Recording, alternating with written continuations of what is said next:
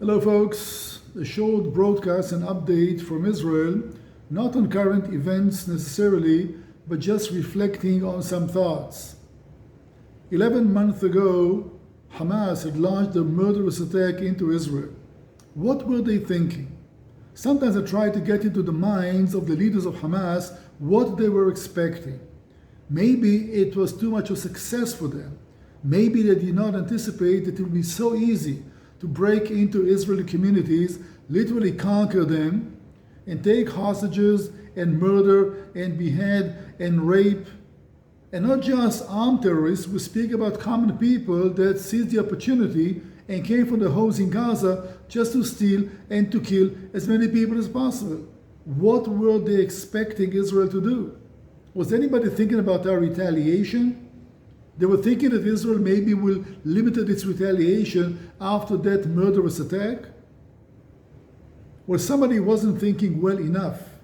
Israel not only has the right to revenge the blood of all those slain people, Israel has the right to take out its enemies, and Gaza is an enemy. Only today, they released the names of 6 hostages that the bodies were found in a stinking tunnel in Gaza. They were murdered. They were taken alive. We have a video broadcast from about half a year ago. They were tortured and murdered by Hamas. So who are the good people in Gaza that we should consider not taking out? You don't have to have the label of a Hamas member. If from your house there is a shaft that goes into Hamas's tunnels, you are a collaborator. If you hide in your closet an RPG launcher, you are a collaborator.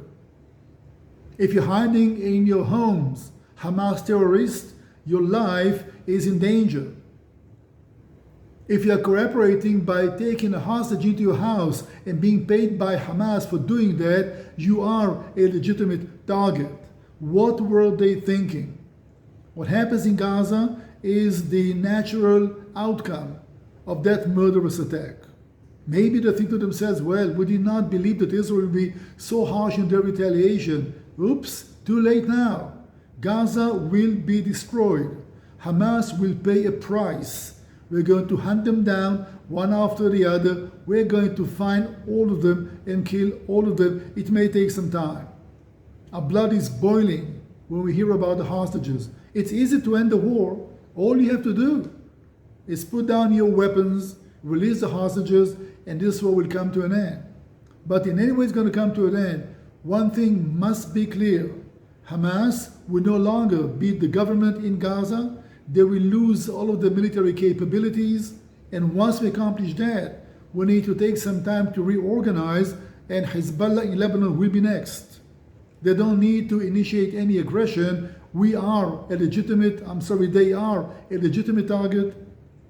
Israel will have a hard time maybe to fight in true front lines, but this is an open conflict. And even if the war in Gaza comes to an end, Israel will have the right and the obligation to make sure that Hezbollah will be totally devastated. No country in the world, no country will be willing to live in such conditions. That your civilians are under fire. Your civilians are in danger.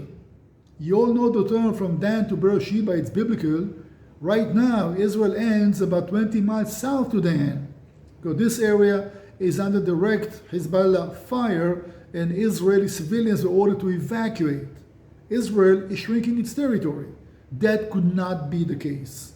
And therefore, maybe the clever plan will be to end the war in Gaza as long as it takes, and only then, with or without the world's recognition, to go and destroy Hezbollah. It's an open war. You don't have to proclaim war. It's a war from October 7th of 2023. Hezbollah was not attacked. Lebanon was not attacked. They took the initiative to show solidarity with Hamas. You show solidarity, you pay the price. And the price is going to be a very harsh one.